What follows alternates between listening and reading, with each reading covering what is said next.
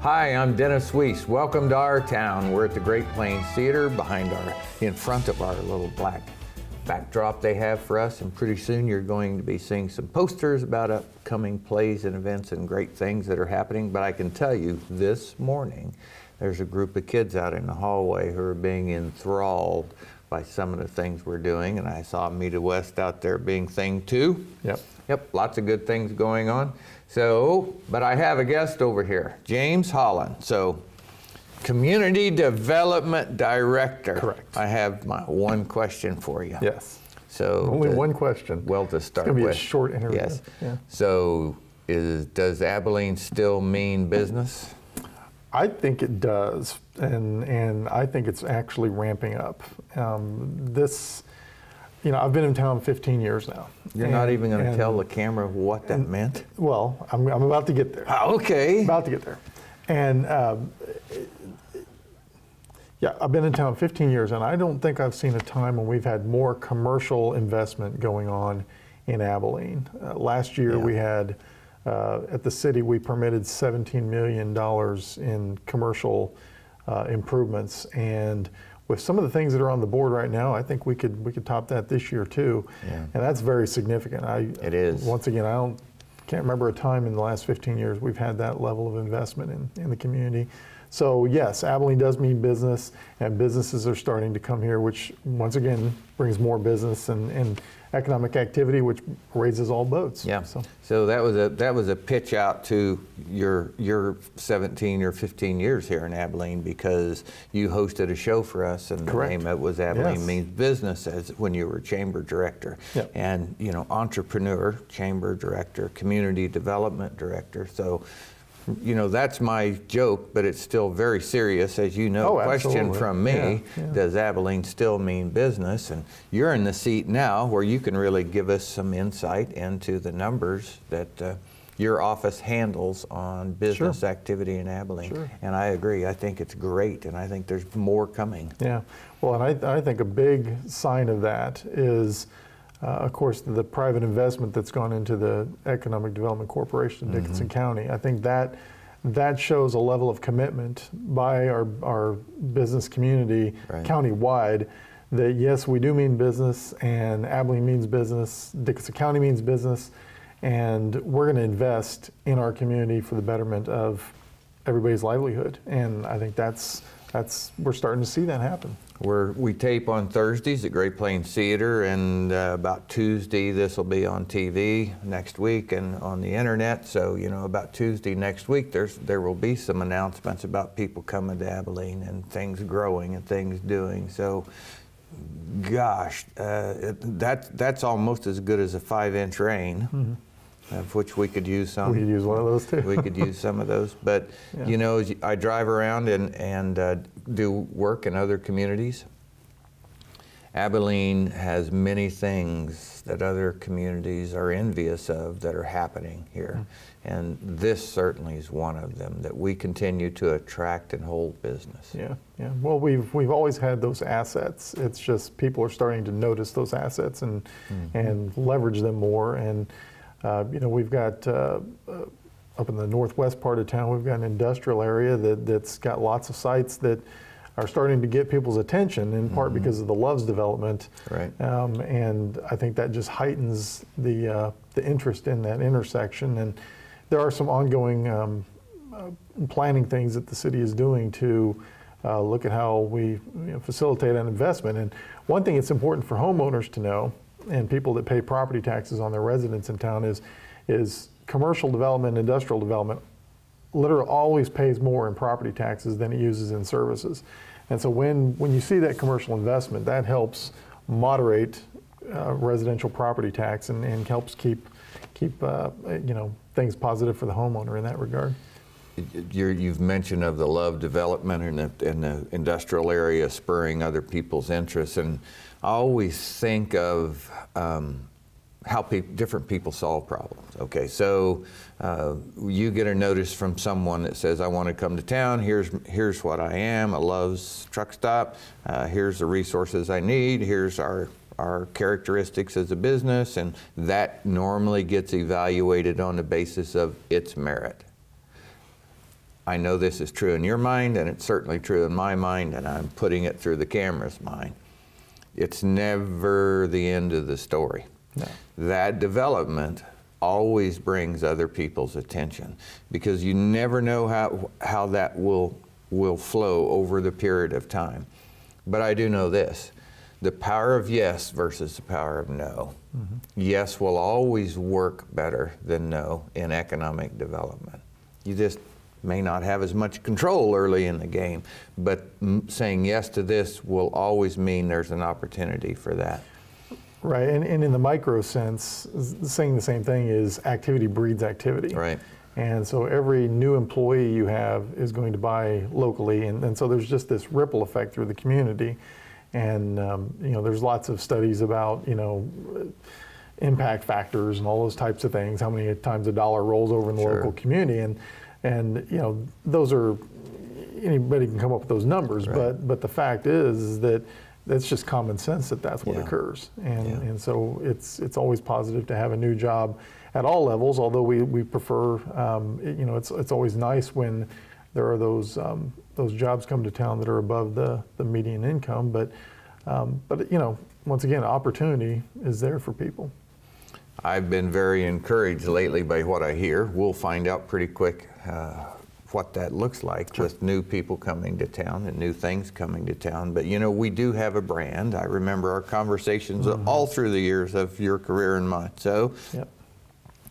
The branding of Abilene, sometimes people think, what is the brand of Abilene? I've always positioned us as brand doesn't have to be one thing. Right. It can be many things, but as you put it together, then that brand becomes singular. It's us, it's Abilene. That brand has to be singular. But the branches off of it, we have the Eisenhower Presidential Library and Museum, we have the Cowtown History. We also have an attractiveness for business that's part of the Abilene brand. And that's the reason we're seeing this development. So, you know, we have I-70, that's part of the characteristics of Abilene too, but it's also the characteristics of every other town along I-70. Mm-hmm. But you put all those things together for Abilene, we have some unique opportunities for business, for people to live, and for growth to happen, and I think we're realizing it. Yep, absolutely. And one of the things that we're going to be watching in community development, we work with code enforcement, building permits, you know, planning, zoning, right. all those types of things.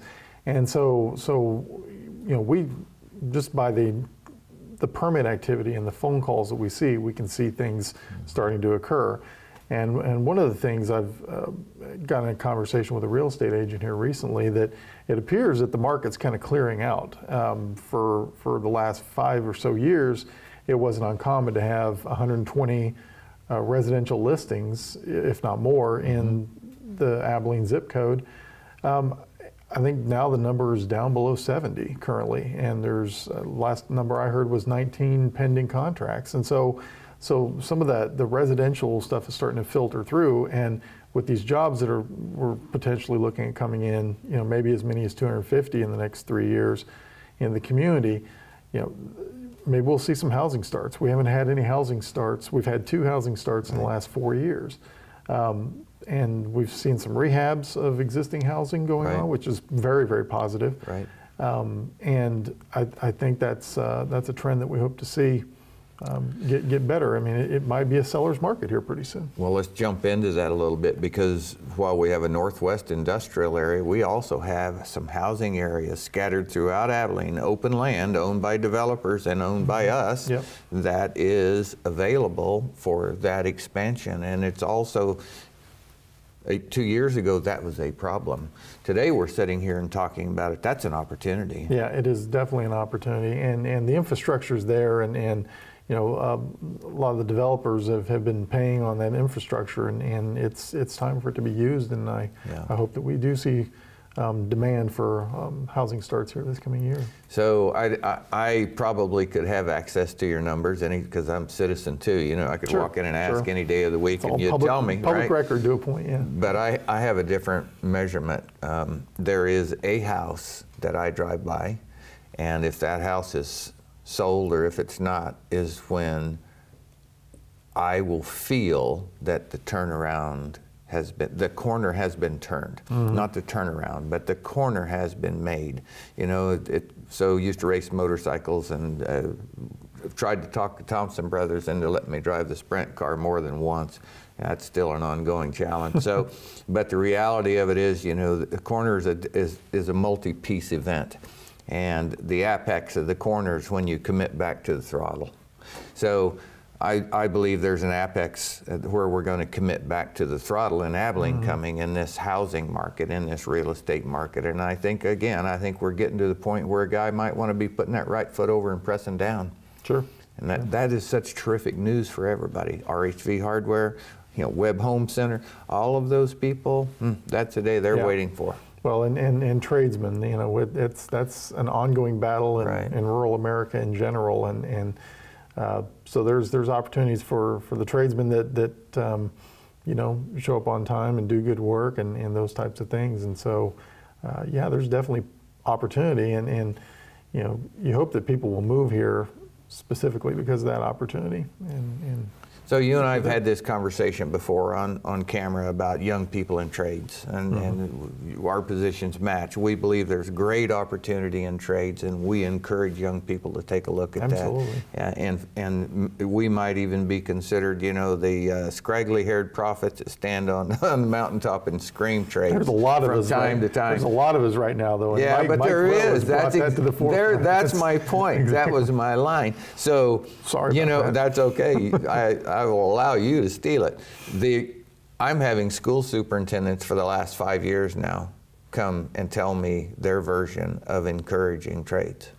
And that's past the apex of the corner, because they've started putting the foot down on the gas on good jobs are available in trades, and we can help you, student, learn how to do that and to have access to that. The house I live in was owned by Ralph Snyder, and when Ralph came to his final days, he decided he would spend some of his money after his death on making scholarships available to people specifically for trades, and he has the Community Foundation of Dickinson County tasked with that job. All of that is through the corner. So here we are, and that all leads to great things, because those are real solutions to real problems. Absolutely. Yeah. Absolutely. So what else is exciting upstairs of the city that we don't know about? Exciting, or there's a few things that may sound dull, but they have a large impact on the community. One of them is our floodplain maps haven't changed since 1978, and we actually have the oldest unremapped floodplain in the state, if not the country. It's pretty close to being the oldest out there. Well, that's the last time it rained. Right. Well, you know, 93. You know, 93 is every time 93. But the Department of Agriculture and the Corps of Engineers and FEMA have put together a new floodplain map draft for the community.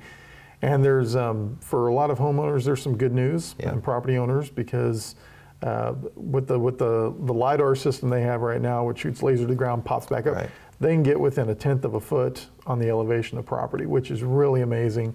And it is far surpassed the technology they used when they wrote our first map up. So, so it's going to be more accurate, which is good for property owners, lenders, insurers, and I think there's going to be some positive things there occur for the community. And then one that different thing, we work with code enforcement in our department, and with the Economic Development Corporation, some of our duties are switching and our focus is changing a little bit. And code enforcement has been an ongoing priority for the city, and the City Commission just reaffirmed that a couple weeks ago. But you know, code enforcement, normally you think of it's a stick, you know, it's a fine, it's a, you know, government poking at somebody. But I wanted to change that dynamic around a little bit and turn it more into a community pride effort, and to get some alleys cleaned up and some private property of those who, you know, we run across those situations where, yes, this property hasn't been taken care of, but it's because you've got a shut-in on fixed income, and you've got all these different scenarios where you have people who aren't able-bodied or able to do what it is they need to do to maintain their property. And so we're proposing we're going to call it a Make a Difference Week, at least initially, Okay. built around the city's cleanup week, which is in September, where Right. the city goes by and picks up stuff. Right. We're looking to solicit volunteers, and our staff will identify projects, solicit volunteers and donations, and get some of our neighborhoods cleaned up. Wow, that's a great idea. And there are groups from Fort Riley, and the Board of Realtors actually painted a house for a neighbor down here on Northeast 2nd Street. And I've seen it, I've been personally involved in these projects where over the course of a weekend, you get 200 people out there. You know, you can paint 10 houses with that many people. You can clean up, 8 blocks of alleyway and make those positive changes. So we're looking to provide more neighborhood level service, and this is just one way that the city sees of making a positive impact. Now that's the We're kind working of to- idea I expect from James Holland right there. That's good. That is terrific. Engaging the community and actually just solving the problem instead of just being forced to use a fine and a stick. Right, That's a absolutely. big change, and the outcome will be way better. Absolutely. Way better. Yeah, and don't get me wrong, we're sharpening the stick a little bit. Oh, that's but, okay too. But it's one of those situations where it really, if you've got a team of 10 people taking 1 hour of their year, can make a big difference. And it's not that any single person is doing all the heavy lifting. It's like ants. You've got everybody pulling their weight just a little bit, and it can be very positive for everybody. Well, I'm pretty big on making sure that roles are clear and outcomes are outlined and people know what they're supposed to do. And code enforcement means code enforcement. If you can't enforce it, why have the code? Exactly. So the sharp stick is necessary.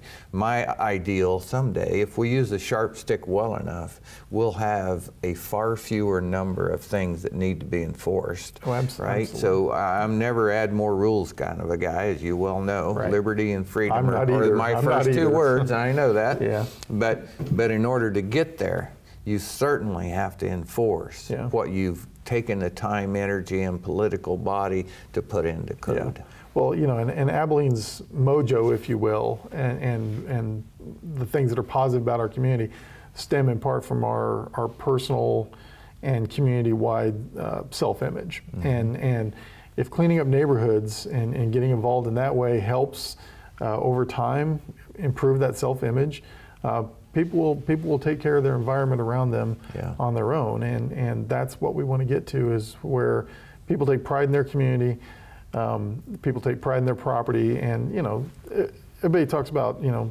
this is going to hurt my property values. Well, the thing that hurts property values more than anything is your neighbor who's not taking care of their property, and that's really kind of slowly changing that thought process dynamic and self-image of our community is where we need to go.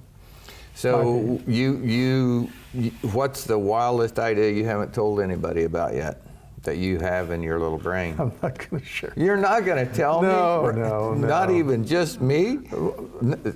I'm telling you, think we should invite him back, David? I don't know. No. So I'll let you off on that one. What's the next to the wildest idea you haven't told anybody? I'll let you keep that one. I don't know if this is a wild idea, but it's something our new city manager is supporting, and our city commission, and I'm very supportive of, is having more of an open gov type of process where people in the community have the tools to more freely share with the city what they're thinking, what they'd like to see done, those types of things, and you can put the technology in people's hands, but if they don't use it, they don't use it. But I think that most people are comfortable with that, and I think engaging the community and government together is going to help some of the things that we've talked about today,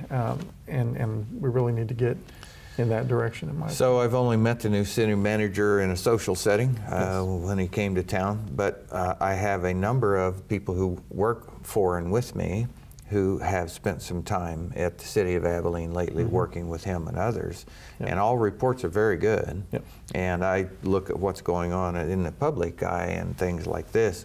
I think we're headed in a good direction there. Seems to be a good manager. He seems to be open, easy to talk to, easy to work with, and all of those things are important to Abilene growing and Abilene prospering. Well, and I think the staff that the city has right now is it's a good team, in my opinion, and I see as doing a lot of real positive things, short term and long term. So we have 2 minutes left. So when are we getting together on a Thursday afternoon to drive economic progress at the local restaurants? It's been a little while, hasn't it? Been a while. It's been a little while. Yeah. Gosh, who knows? You know, it's intended to be random, and okay. So I'll be looking for an email. So you know, here's a great idea for you. You have a group of friends. We have a group of friends. So once in a while, we just try to go out to a local restaurant at 4:30 in the afternoon and sit down, have whatever drink they serve, whatever, you know, chips and dip, whatever they do there, and we get together for conversation. And sometimes it's just mostly fun conversation, but it's all of us who are doing things, and it builds that cohesiveness. You have groups like that. You have places like that. Man, just take an afternoon, go out in Abilene and sit down. You're providing economic growth. You're providing opportunity for ideas to grow. Right. And that's how we got here. And I think one of the assumptions people have in the business community is that everybody already knows everybody else. Yeah, they don't. And when you've got, you know, you've got 10 people and I've got 10 people, we put them together, and you might have 8 people who have met somebody they didn't know that provide the service they need, or they're working on a project they're interested in, or you just don't know where those conversations are going to lead, and it's always good to information share on that level. James Holland, thanks for coming today. Absolutely. And I'm looking forward to my email. That'll come in and say a Thursday afternoon, 4:30 XYZ, because that's where I'll find out where that wild idea is. Yeah, that's right. I will. Thanks for coming. Thanks for the job you're doing down at the city. Appreciate it. Welcome you back to Eagles Camera. You come back anytime. Okay. All right. I'm Dennis Weiss. I work for Eagle Communications. James Holland, Community Development Director, City of Abilene. We're wishing you a great day.